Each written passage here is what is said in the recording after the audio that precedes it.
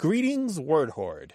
We're here with an exciting option for you, a version of our podcast without any ads. That's right. No advertising interruptions, just the content you love, ready to go in your favorite podcast apps like Spotify and Apple Podcasts. It's another way to support the show, ensuring that we keep bringing you the word stories and language explorations that you love.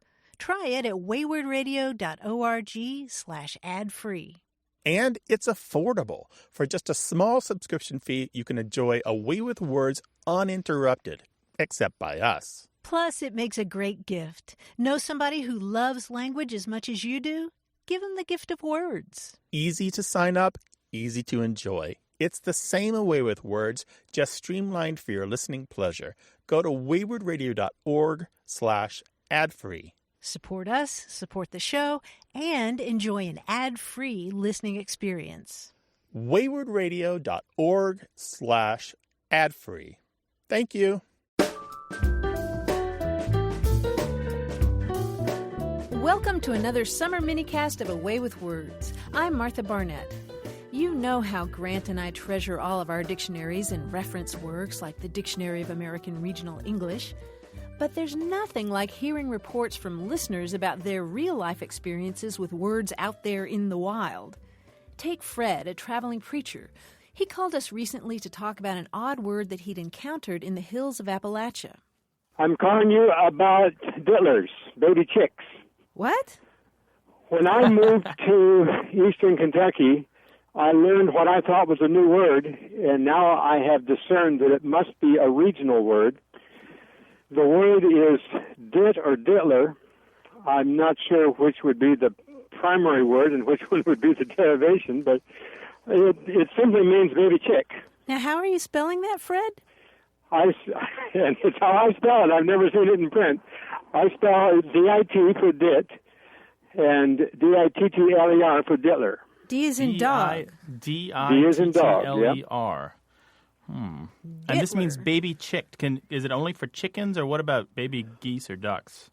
I've never heard it applied to the wetland fowl like geese and ducks, but they call turkeys, baby turkeys, they call them turkey dits, and baby guineas, they call them guinea dits.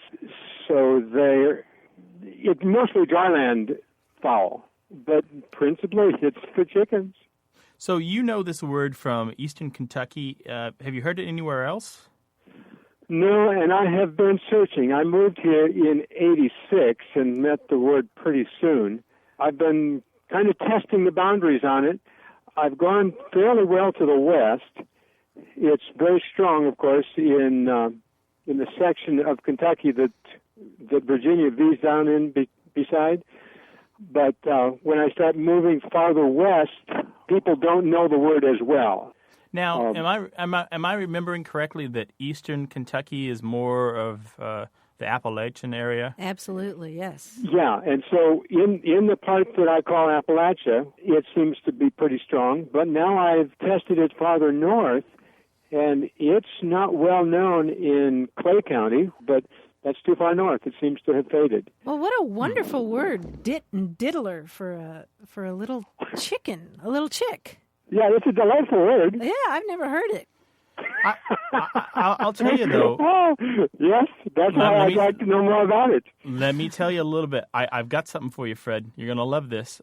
I'm looking here at the Dictionary of American Regional English, and that's no surprise because, as you said, this is a regional term. Dittler is not used and dit are not used throughout the United States. But the difference that I'm seeing here is that the spelling that they use in the Dictionary of American Regional English is diddle, D-I-D-D-L-E, and it's not diddler, but diddle. And then there are some other variations. There's dib, D-I-B, and dip, D-I-P, and dibby, D-I-B-B-Y. And all of these can mean a baby chick or a duckling. Or the ducklings. And the reason I asked about the mountains of eastern Kentucky is because according to the Dictionary of American Regional English, these terms are pretty much specific to southern Appalachia.